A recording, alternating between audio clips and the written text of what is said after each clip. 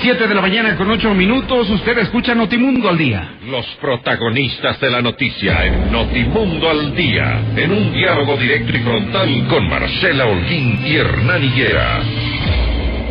El gobierno habla de una reducción histórica. El año pasado, la tasa de homicidios por cada 100,000 habitantes en el país bajó 6 puntos desde el 2009, según datos del Ministerio Coordinador de Seguridad.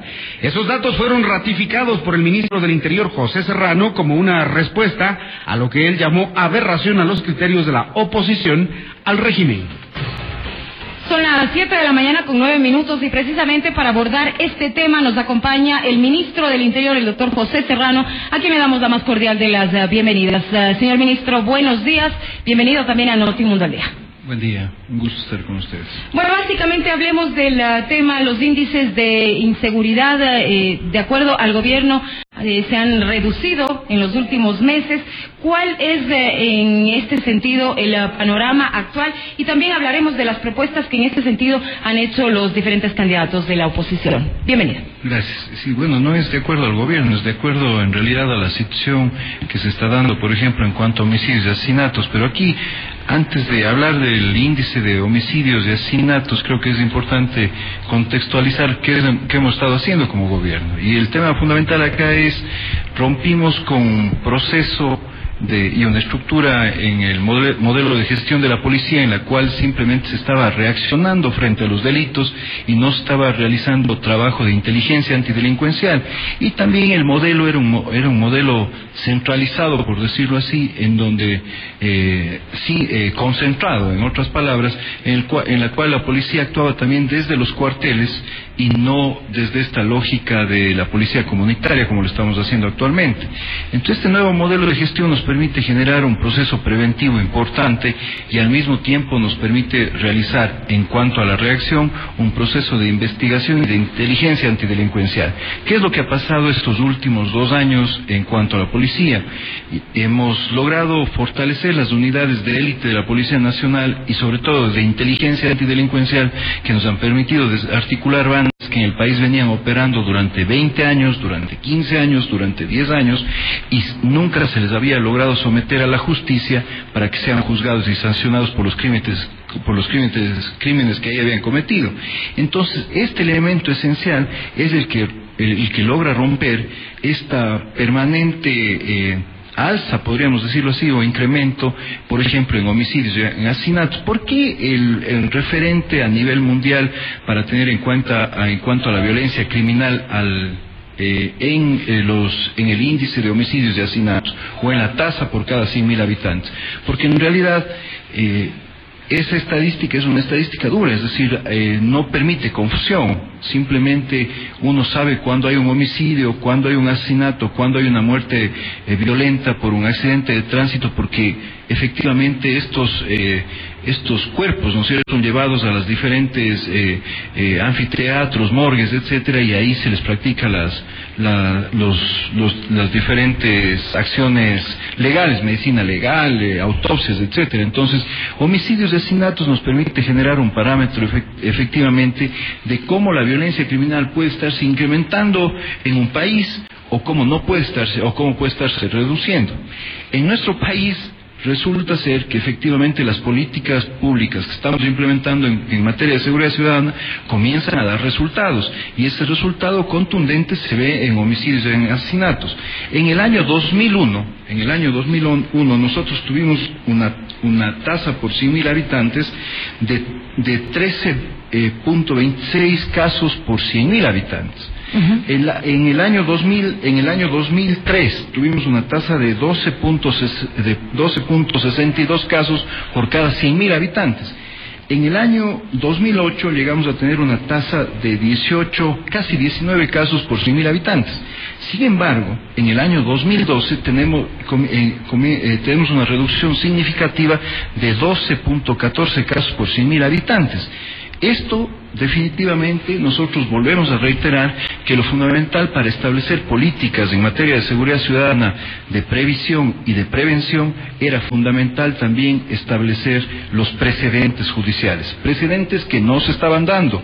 Los delincuentes ingresaban al sistema judicial por delitos que habían cometido, venía la caducidad de prisión preventiva, 4.000 caducidades de prisión preventiva, venían las medidas sustitutivas, 6.000 medidas sustitutivas, 10.000 personas privadas de la libertad salieron en libertad, no importaba si eran violadores, si eran asesinos, si eran miembros de bandas de crimen organizado. Lentitud de la justicia también. Obviamente, claro, definitivamente, pero también corrupción. Porque no podemos decir simplemente que era un círculo vicioso de abogados, de jueces, de fiscales. Y mire, usted, Hernán, me menciona un tema fundamental. Y ahí hay que analizar también. Nosotros podemos, de esos 10.000 privados de libertad que salieron libres, que la mayoría en cuanto a caducidades, no solo cuántos han vuelto, sino sobre todo cuántos estaban, por ejemplo, en ese círculo que usted menciona, defendidos por los mismos abogados, ¿no es cierto?, con las mismas leguleyadas, como se dice popularmente, y con las mismas triquiñuelas.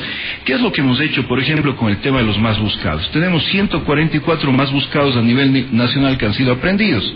Por ahí he oído algunos comentarios siempre de algunos o más bien dicho, de algunos individuos que creen que los ecuatorianos somos ilusos en realidad, ¿no?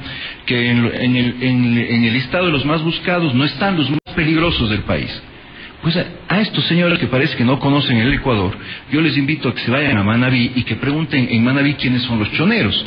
Yo les invito a estos individuos también a que vayan a Esmeraldas y pregunten cuál era la banda de los pepudos, o que vayan simplemente, o que vengan acá, o que aquí mismo en Quito pregunten a todo el mundo quiénes eran los herederos de la banda de los Mamasluchas, o los Evingados. No nos olvidemos que la lamentable asesinato que se dio en el año 2011, donde se aprendió a esta banda realmente importante, cerca de 15 personas se integraban, que justamente se les contrataba para casos de sicariato, con la muerte del señor Espinosa, ¿no es cierto? También determinó una reducción significativa en los homicidios y asesinatos en la ciudad de Quito. Entonces, en realidad, las políticas y los resultados en cuanto no solamente a la aprehensión de los delincuentes, sino sobre todo al seguimiento al proceso judicial, comienza a dar resultados. Asesinos, integrantes de bandas de crimen organizado que comienzan a ser sentenciados a 20, a 25 años de reclusión mayor, además sin posibilidad de reducción de penas, obviamente comienza seguramente también en ese mundo de la delincuencia, pues comenzará a establecer algún criterio para que la gente analice y diga, ¿sigo delinquiendo o no sigo delinquiendo? Porque ese es un elemento también fundamental. Ese es un elemento fundamental. Al menos ahora lo piensan ya dos veces, ¿no? Bueno, con la sí, hay aplicación de juicios como el de los choneros, el de los templados, la banda de los Mamaluchas, donde ya hay sentencia, 25 años. Antes había vingado, es decir, estamos hablando de una población penitenciaria que tenía 12.000 privados de libertad, ahora estamos en 20.000, pero no estamos con 20.000 privados de libertad como arranchadores, que son delitos también que están en nuestras ciudades y que hay que controlarlos, sino sobre todo ahora también tenemos los delincuentes que simplemente nunca antes habían sido sentenciados, entraban, salían, pagaban al juez, amenazaban al juez. Este es el caso de los jueces en Esmeraldas, jueces que están amenazados por este señor Bernaza, ¿no es cierto?, que viene delinquiendo 20 años a lo largo de la costa, a lo largo y ancho de la costa ecuatoriana, y que no había pasado nada. Está detenido él y su banda. Entonces son 18 individuos que están frente a la justicia y que tendrán que someterse a la sanción en los próximos años. La imposición de penas en este caso también funciona como un elemento disuasivo. Usted hablaba, señor ministro, de la reducción en el índice de homicidios y asesinatos, algo que también ha sido corroborado por el Observatorio Interamericano de Seguridad de la Organización de Estados Americanos. ¿Qué pasa en el país con respecto a la lucha contra el narcotráfico? Bueno, tenemos resultados importantes. Un dato importante nada más con relación a la información del observatorio de la OEA, ¿no es cierto? No es que estamos en la mitad en la media, por decirlo así, de América Latina. No. Estamos en la mitad de la media de América Latina. Entre los más bajos promedios de Latinoamérica, dice el observatorio de la OEA. Exactamente. Ese tema es fundamental, porque el promedio Es decir, la media de América Latina es 24.4 casos por 100.000 habitantes. Nosotros estamos en este momento, cerramos el 2000, en 12 casos por 100.000 habitantes. Esto es significativamente importante porque obviamente comenzamos a tener una reducción en la violencia criminal. En la violencia criminal que en su expresión más dura, por decirlo así, o en su expresión más crítica, se ve en los homicidios y asesinatos. Narcotráfico. En el narcotráfico hemos establecido las mismas estrategias, ¿no es cierto?, y políticas. Inteligencia antidelincuencial.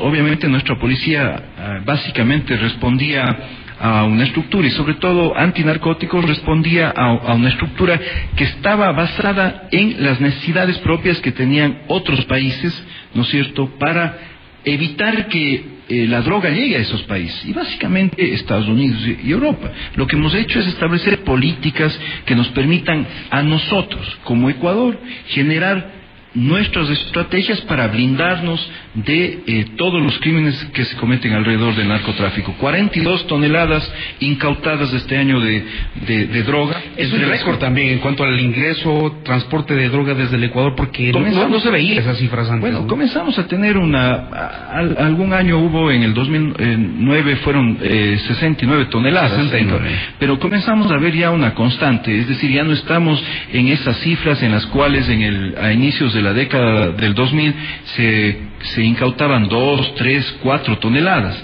Comenzamos a ver ya una constante que son por lo menos 20, 25 toneladas, este año 42 toneladas. Pero dicen que eso es el 1% apenas, que lo que se incauta apenas es el 1% de lo que realmente los traficantes llevan al mercado grande, ¿no? Establezcamos criterios, ¿no es cierto?, desde algunos datos importantes que nos da Naciones Unidas.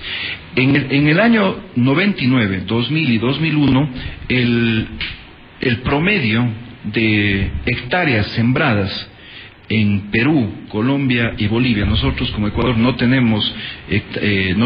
somos productores de droga, ¿no es cierto?, era aproximadamente de 199.000 hectáreas a 223.000 hectáreas de hoja de coca.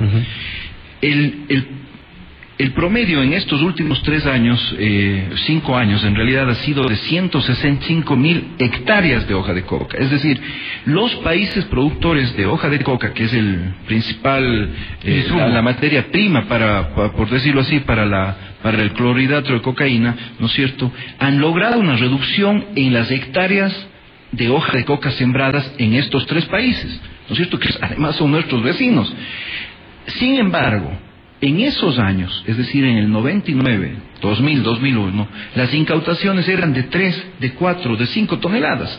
Eso no había más incautaciones, porque ahí sí eran chivatazos que se daban, la droga estaba viajando en tal contenedor o alguna cosa de eso. Ahora no, ahora sí tenemos una productividad de la policía, es decir, hay menos hectareaje de hoja de coca sembrada, por lo tanto hay menos tráfico también de clorhidrato de cocaína, pero sin embargo los resultados de la policía son mucho más importantes, 42 toneladas de este año, y sobre todo desarticulando bandas también.